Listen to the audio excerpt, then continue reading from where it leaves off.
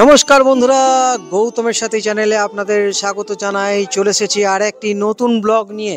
এই মুহূর্তে আমরা রয়েছি বাঁকুড়া জেলার এই মুহূর্তে কাপিষ্ঠা গ্রাম, মানে জ্যোতিষশাস্ত্রের আর এক নাম যদি বলা হয় সেটা হলো কাপিষ্ঠা গ্রাম। এবং এই কাপিষ্ঠা গ্রামে দেখতে পাচ্ছেন মা অন্নপূর্ণা মন্দির। এই মায়ের মন্দির মা সবাই জানেন, বহু দূর দূরান্ত থেকে সারা বাংলা রাজ্য থেকে মায়ের দর্শন করতে আসেন ভক্তরা।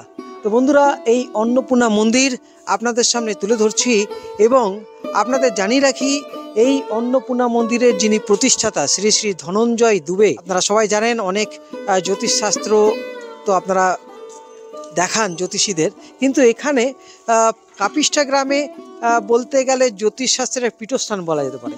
এবং দেখতে পাচ্ছেন এই মুহূর্তে আমরা আপনাদের সঙ্গে আলাপ করাবো আরেকজন জ্যোতিষী, স্বনামধন্য জ্যোতিষী শ্রী হৃদয় মাধব দুবে।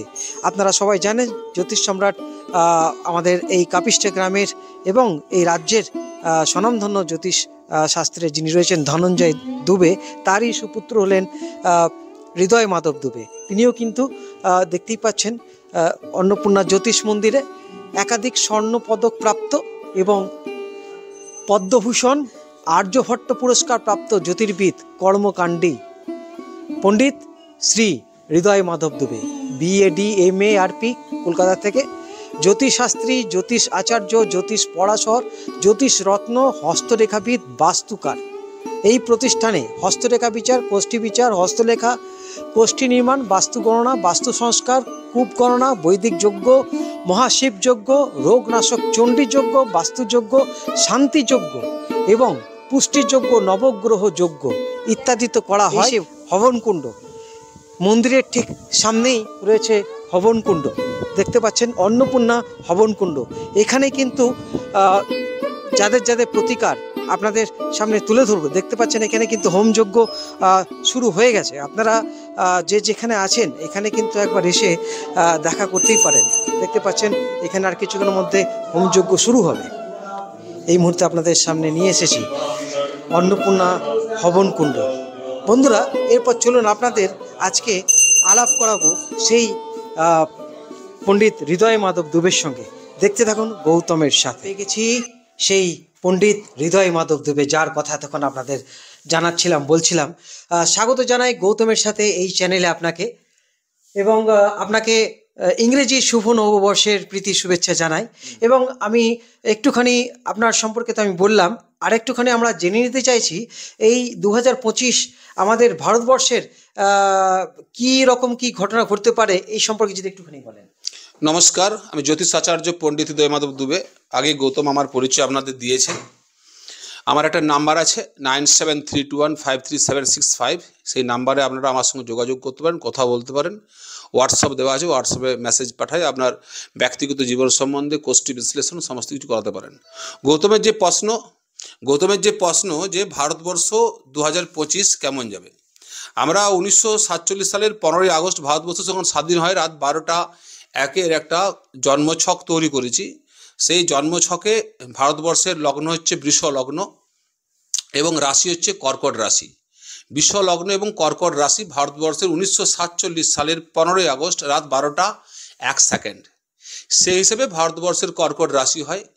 কর্কট রাশির যে বর্তমান 2025-এর যে গ্রহ সমাবেশ, যখন আমরা কর্কট রাশির 2025-এর 1 জানুয়ারি যখন আমরা একটা রাশিচক্র তৈরি করছি কর্কট রাশির কেমন যাবে, সেক্ষেত্রে কর্কট রাশিতে মঙ্গল নিচস্থ হয়ে বসে আছে। অর্থাৎ ভারতবর্ষ যে 2025-এ স্টার্ট করছে, খুব একটা বেটার গ্রহ সমাবেশ নিয়ে আমরা স্টার্ট করতে পারছি না। বিশেষত মে পর্যন্ত ভারতবর্ষে বহু রকমের সমস্যা সম্ভাবনা দেখা যাচ্ছে। মানে 100% ব্যাপারটা হবেই সেটা আমি আপনাদের কাছে বলছি না, বহু কিছু সমস্যা আমাদের কাছে সম্ভাবনা দেখা যাচ্ছে। প্রথমত হচ্ছে রাশির অষ্টমে শনি বসে আছে। যেসব গোচর বিচারের কথা বলা হয়েছে, রাশির থেকে তৃতীয়, ষষ্ঠ, দশম এবং একাদশ স্থানে গোচরে শনি থাকলে ভালো ফল দেয়, কিন্তু অষ্টমে থাকার জন্য, অষ্টম স্থানটা হচ্ছে একটা মারক স্থান বা নিধন স্থান, এবং অষ্টম স্থান থেকে বহু কিছু আকস্মিক ঘটনার সম্মুখীন হতে হবে। অর্থাৎ ভারতবর্ষকে দেশে এবং দেশের বাইরের থেকে এমন কিছু আকস্মিক ঘটনার সঙ্গে ভারতবর্ষের সম্পর্ক হবে যেগুলো ভারতবর্ষ আগের থেকে চিন্তা করতে পারেনি যে এই ঘটনা আমার সাথে ঘটতে পারে। বিদেশি কিছু সম্পর্ক ভারতবর্ষের সঙ্গে যে দেশগুলোর সম্পর্ক খুব বেটার ছিল সেই দেশের সম্পর্কগুলো একটু খারাপের দিকে যাবে, এটা একটা সম্ভাবনা রয়েছে। এবং ভারতবর্ষে যে সরকার চলছে, সরকারের ক্ষেত্রে একটা সবসময় স্থায়িত্ব ভারতবর্ষের প্রতিটি মানুষ চায়, কিন্তু বর্তমান যে গ্রহ সমাবেশ তাতে কিন্তু ভারতবর্ষের সরকারের স্থায়িত্ব নিয়েও কিন্তু অনেক সময় অনেক সমস্যা দেখা যাবে। যদিও রাশির একাদশে বৃহস্পতি মোটামুটি মে পর্যন্ত আছে, সেক্ষেত্রে মোটামুটি সম্ভাবনাটা খারাপের দিকে হতে হতে হতে হতে এক দুটো জায়গায় আটকে যাবে, কিন্তু সবসময় টালমাটাল অবস্থা আপনার চলতেই থাকবে 2025। এরপরে সবচেয়ে বড় গ্রহ যারা গোচরে ইফেক্টেড, যেমন কেতু গ্রহ গোচরে ইফেক্টেড, যেমন আপনার ধরুন রাহু গ্রহ গোচরে ইফেক্টেড, শনি গ্রহ গোচরে ইফেক্টেড এবং বৃহস্পতি। অর্থাৎ শনির পজিশন, বৃহস্পতির পজিশন এবং রাহুর পজিশন এবং কেতুর পজিশনটা রাষ্ট্রীয় বিচারের ক্ষেত্রে খুব বেশি গুরুত্বপূর্ণ ভূমিকা নেয়। সেক্ষেত্রে আপনার রাশির থেকে ভাগ্যস্থান, যেটাকে আমরা বলি 9th হাউস, সেখানে রাহু অবস্থান করছে, এবং তৃতীয় স্থান অর্থাৎ 3rd হাউসে কেতু অবস্থান করছে কর্কট রাশির থেকে। অনেক বেশি সমস্যার মধ্যে ভারতবর্ষকে ফেলবে রাহু। রাহু কোথায় আছে? মীন রাশিতে বসে আছে, বৃহস্পতির ঘরে। বৃহস্পতির ঘরে এমনি রাহু খুব একটা ভালো রেজাল্ট দেয় না। রাহু হচ্ছে বিদেশি সম্পর্ক সবসময়তে তৈরি করার গ্রহ, বিদেশের সঙ্গে রিলেশনশিপের গ্রহ। অর্থাৎ রাহু বিদেশি বহু সমস্যা ভারতবর্ষের সামনে তুলে ধরবে, যে সমস্যাগুলো ভারতবর্ষের সরকার বা ভারতবর্ষের যারা এনআরআইরা বাইরে থাকে, যারা কখনো এটা ভাবতেই পারে না, সেই সব সমস্যা রাহু ক্রিয়েট করবে। এবং শনি অষ্টমে আছে, শনি হচ্ছে দেশীয় গ্রহ, দেশের মধ্যে কি সমস্যা, দুটো জায়গাতে কিন্তু আমরা খারাপ দেখতে পাচ্ছি। ফিনান্সিয়াল দিক দিয়ে ভারতবর্ষের অবস্থাটাও কিন্তু খারাপের দিকে যাবে। তার কারণ হচ্ছে 2nd হাউস, কর্কট রাশির 2nd হাউসের অধিপতি রবি, সে অমাবস্যা যোগ তৈরি করেছে 6th হাউসে। চন্দ্রের সঙ্গে বৃহস্পতি একত্রিত হয়ে আমরা 1 জানুয়ারি 2025 ঢুকছি, যাকে অমাবস্যার যোগ বলা হয়। অর্থাৎ ফিনান্সিয়াল একটা সমস্যা গোটা ভারতবর্ষের মধ্যে দেখা যাবে। এবং ভারতবর্ষের মধ্যে যারা সরকার পক্ষে আছে এবং যারা বিপক্ষে আছে, তাদের সম্পর্কগুলো দিনের পর দিন খারাপের দিকে যাবে, সম্পর্কগুলো একদম ভালো থাকবে না। এইভাবে ভারতবর্ষ 2025 খুব একটা ভালো জায়গাতে থাকছে না। সেক্ষেত্রে ভারতবর্ষের রাশিচক্র বলছে।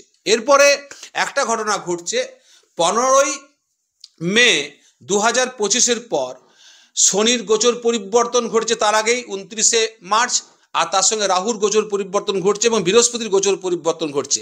এই পরিবর্তন ঘটার পরে অনেক বিদেশি সমস্যার সমাধান হবে। মে পর্যন্ত একটু খারাপ চলবে, মের পর থেকে অনেক বিদেশি সমস্যার সমাধান হবে।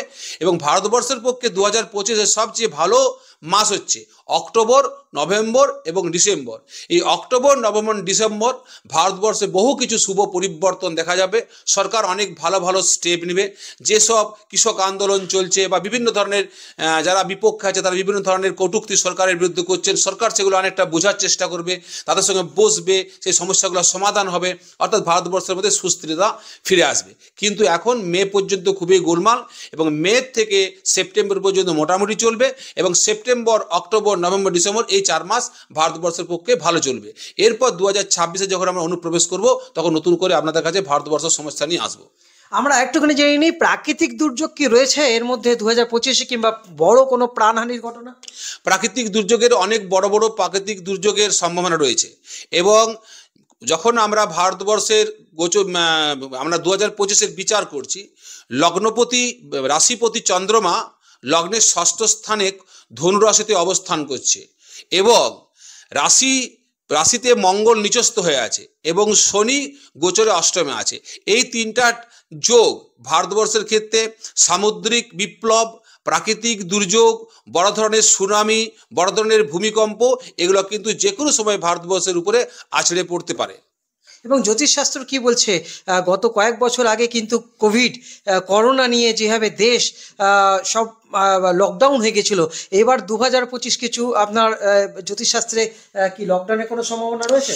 সে ধরনের কোনো কঠিন রোগ যে ভারতবর্ষের বিভিন্ন জায়গায় ছেয়ে যাবে, যে করোনা যেমন হয়েছিল, সাময়িক একটা রোগ তৈরি হয়েছিল, সারা ভারতবর্ষের লোক এই ভাইরাস ইনফেকশন হয়েছিল, সে ধরনের কোনো সম্ভাবনা নেই। তার কারণ বৃহস্পতি একাদশে থাকলে মানে রোগের দিক থেকে বৃহস্পতি অনেকটা রক্ষা করে। অসংখ্য ধন্যবাদ। আমরা ভারতবর্ষের সম্পর্কে 2025 ভারতবর্ষ কেমন যাবে সব কিছুই জানলাম। ওনারা এত ব্যস্ততার মধ্যে উনি যে সময় দিলেন তার জন্য অসংখ্য ধন্যবাদ। আমরা এইভাবে কিন্তু আবার আরেকটি এপিসোড নিয়ে আপনাদের কাছে আসবো। আপনারা চোখ রাখুন গৌতমের সাথে। আজকের মতো এখান থেকে বিদায় নিচ্ছি। আপনারা ভালো থাকুন, সুস্থ থাকুন। ধন্যবাদ। কমিউনিট হয়েছিল।